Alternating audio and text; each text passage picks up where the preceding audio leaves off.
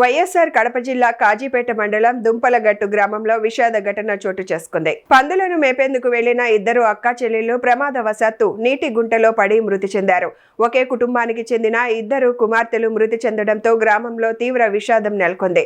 కాజీపేట మండలం దుంపలగట్టు గ్రామానికి చెందిన వనం సంజన, వనం అర్చన శుక్రవారం తమ తల్లి శివవాణి, తమ్ముళ్లు గౌతమ్, కార్తీకులతో కలిసి పందులను మేపేందుకు గ్రామ శివారులోని నీటి కుంత సమీపానికి వెళ్లారు. ఈ క్రమంలో ప్రమాదవశాత్తు సంజన, అర్చన నీటి గుంతలో పడి మునిగిపోయారు. ఘటనను గమనించిన కుటుంబ సభ్యులు, గ్రామస్తులు వెంటనే సహాయక చర్యలు చేపట్టారు. అయితే అప్పటికే ఇద్దరు మృతి చెందినట్లు నిర్ధారణ అయింది. ఈ విషాద ఘటనతో దుంపలగట్టు గ్రామంలో శోకసంద్రం నెలకొంది. గ్రామస్తులు కుటుంబానికి ప్రగాఢ సానుభూతి వ్యక్తం చేస్తున్నారు.